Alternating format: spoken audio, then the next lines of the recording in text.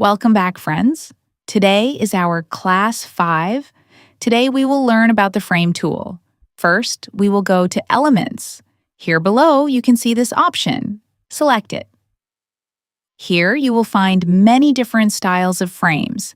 Choose any frame you like from here. Now let's select 2 frames.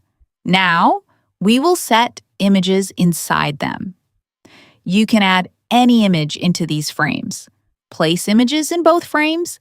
You can adjust them according to your need. You can also rotate them however you like. If you want to change this image, click on it, then click on Delete. You will see 2 options. One is Delete Image, and the second is Delete Frame. So we will choose Delete Image. You can see the image has been removed. Now we will add another image here, then we will adjust it properly. In the same way, we will also change the image in the second frame. Now, we will apply a stroke to it. Set the weight according to your preference, then change the stroke color to whatever looks good to you.